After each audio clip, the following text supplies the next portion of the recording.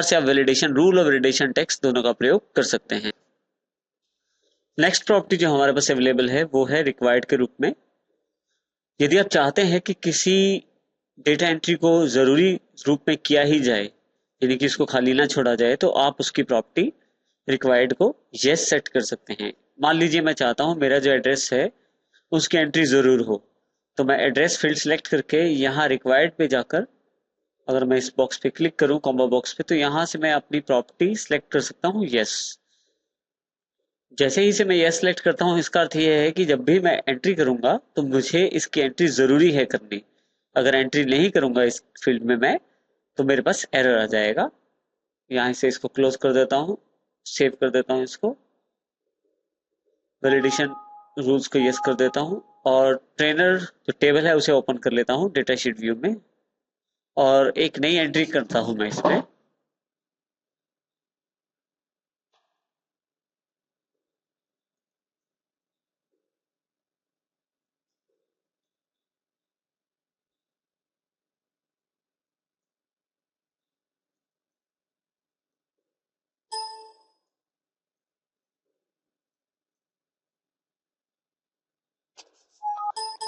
देखिए जैसे ही मैं अगली फील्ड्स पे जाता हूँ एंट्री करते हुए और एक्सेस को ये एहसास होता है कि ये फील्ड मैंने खाली छोड़ दिया है एड्रेस वाला, तो मेरे पास एक एरर आ जाता है, you must enter a value in the trainer dot address field, यानी कि मुझे इस फील्ड में वैल्यू एंटर करना जरूरी है। अगर मैं एंटर नहीं करता हूं तो मेरे पास एरर बना रहेगा।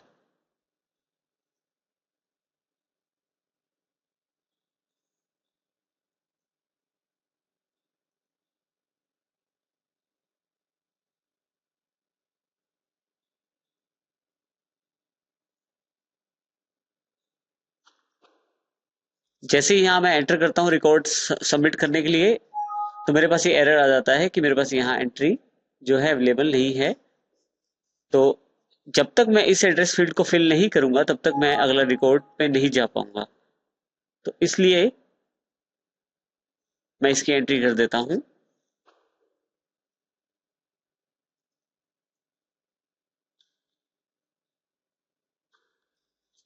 इस तरह से हम रिक्वायर्ड प्रॉपर्टी का प्रयोग कर सकते हैं यदि आप चाहते हैं किसी फील्ड में एंट्री आवश्यक रूप में की जाए।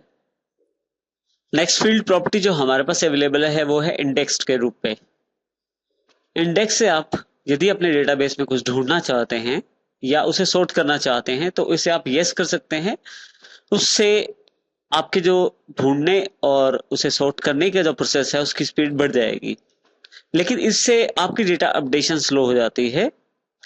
इसके लिए आपके पास जो ऑप्शन अवेलेबल हैं, यदि आप कॉर्नर पे क्लिक करें यहाँ पे, तो आप चाहें तो इंडेक्स लगा के साथ ही आप डुप्लीकेट्स की एंट्री भी अवेलेबल कर सकते हैं, यानी कि आप डुप्लीकेट भी एंटर कर सकते हैं और इसके अतिरिक्त बिना डुप्लीकेट्स के भी आप एंट्री पिक कर सकते हैं, यानी कि जब मैं फील्ड में एंटर करूंगा तो डुप्लीकेट एंटर नहीं हो पाएगा और जितनी वैल्यूज हैं सब इंडेक्स में ऑर्डर वाइज मेरे पास अवेलेबल हो जाएंगी।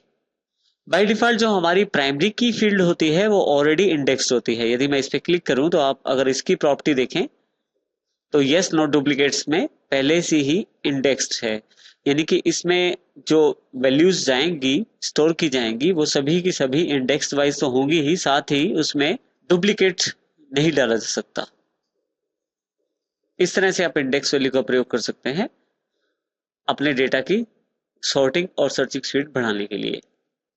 नेक्स्ट जो फील्ड प्रॉपर्टी हमारे पास अवेलेबल है स्मार्ट टैग्स के रूप में। आप चाहे तो अपनी इंफॉर्मेशन को आप ऐड कर सकते हैं आउटलुक एक्सप्रेस में।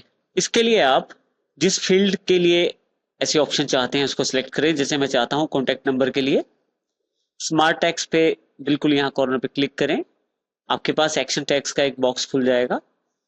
यहां से क्योंकि हमारी जो फील्ड है कॉन्टैक्ट नंबर है, यानी कि टेलीफोन नंबर की तरह, तो उसे मैं चाहता हूं अपने पास ऐड करना। तो टेलीफोन नंबर को सिलेक्ट करके मैं ओके कर देता हूं। मेरे पास कोड आ जाएगा, एक कोड अवेलेबल हो जाएगा। अब मैं इसको क्लोज करके और सेव करके डेटा शीट व्यू में खोलता हूं तो देखिए यहाँ कॉन्टैक्ट नंबर के बिल्कुल लास्ट में यहाँ पे स्मार्ट टैग एक्शन का आइकॉन अवेलेबल है। यदि आप इस पे क्लिक करें तो आप इसे डायरेक्टली यहाँ से ऐड टू कॉन्टैक्ट पे क्लिक कर सकते हैं, जिससे ही आपके आउटलुक एक्सप्रेस में अवेलेबल हो जाएगा। इस तरह से आप स्मार्ट टेक्स्ट का प्रयोग कर सकते हैं। आप अपनी फील्ड के लिए टेक्स्ट अलाइनमेंट भी सिलेक्ट कर सकते हैं। यहां से सेंटर लेफ्ट, जिस तरह की आप ये अलाइनमेंट चाहते हैं वैसा सेट कर सकते हैं। मैं सेंटर ले लेता हूं और इसे यहां से सेव करके दोबारा इसे डेटा शीट व्यू में खोलता हूं। तो यहाँ देखिए जो मेरे पास नंबर अवेलेबल है वो सेंटर में अवेलेबल है। इसके लिए मैं जो होम टैब पे टेक्स्ट फॉर्मेटिंग के टूल्स हैं वहां से भी इनकी सेटिंग कर सकता हूं। इस तरह से आप टेक्स्ट अलाइन का प्रयोग कर सकते हैं। यदि हम आईडी फील्ड सेलेक्ट करें ऊपर, तो फील्ड प्रॉपर्टीज में यहाँ पे न्यू वैल्यूज के अंतर्गत जो फील्ड प्रॉपर्टीज है इसमें हमारे पास इंक्रीमेंट का ऑप्शन अवेलेबल है। इंक्रीमेंट का अर्थ है कि खुद ही संख्या अपने आप बढ़ जाएगी अगली एंट्री के लिए। और यहाँ पे आप यदि आप चाहते हैं रैंडम ऑप्शन सेलेक्ट करना तो रैंडम ले सकते हैं। इसका लाभ ये होगा कि हर बार आपके पास डिफरेंट नंबर अवेलेबल होगा नई वैल्यू के लिए। तो इस तरह से आप इसका प्रयोग भी कर सकते हैं अपने पास।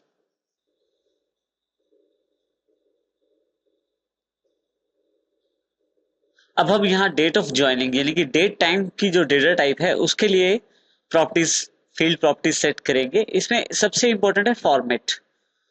फॉर्मेट में हमारे पास डिफरेंट टाइप के डेट्स के फॉर्मेट दिए हुए हैं। जिस प्रकार का हमें डेट फॉर्मेट चाहिए वैसा मैं ले सकता हूँ, जैसे जनरल डेट, लॉन्ग डेट, इस तरह से अलग अलग डेट्स हमारे पास अवेलेबल हैं। यहाँ से मैं लॉन्ग डेट पे क्लिक कर देता हूँ। इसके अतिरिक्त हमारे पास एक और प्रॉपर्टी जो इंपॉर्टेंट है वो है शो डेट पिकर, सबसे लास्ट में। यदि आप इसे फॉर डेट्स के लिए शो डेट पिकर कर देते हैं तो इसका मतलब है कि आप वहां डेट पिक करने का सिंबल अवेलेबल हो जाएगा जहां से डेट आप पिक कर सकते हैं। नेवर कर देंगे यदि आप, तो आपके पास डेट्स के लिए वहां पिक करने के लिए सिंबल अवेलेबल नहीं हो पाएगा। अभी मैं इसको नेवर कर देता हूँ डेट ऑफ ज्वाइनिंग में, और यहाँ मैं इसे क्लोज करके सेव कर देता हूँ। डेटा शीट व्यू में इसे ओपन कर देता हूँ। अब यदि आप यहाँ ध्यान से देखें तो मेरे पास डेट नहीं दिखाई दे रही है, क्योंकि जो डेट की फील्ड का जो साइज है वो छोटा हो गया है, क्योंकि हमने डेट जो ली थी, लॉन्ग डेट पिक कर ली थी हमने। अब मैं इस साइज को थोड़ा सा ड्रैग कर्सर से बड़ा कर देता हूँ, कॉलम का साइज। और अब यदि ध्यान दें तो अब देखें हमारे पास यहाँ जो डेट है वो फुल साइज वाली डेट है। इसके अतिरिक्त अगर आप डेट ऑफ लिविंग में अगर आप कॉर्नर पे क्लिक करें तो देखिए यहाँ शो डेट पिकर टूल, हमारे पास डेट पिकर वाला टूल अवेलेबल हो गया है। और यही आप डेट ऑफ ज्वाइनिंग पे क्लिक करें तो यहाँ इस प्रकार का कोई भी टूल अवेलेबल नहीं है, क्योंकि हमने शो डेट पिकर को नेवर कर दिया था। इस तरह से आप इन टूल्स का प्रयोग कर सकते हैं डेट्स की सेटिंग के लिए।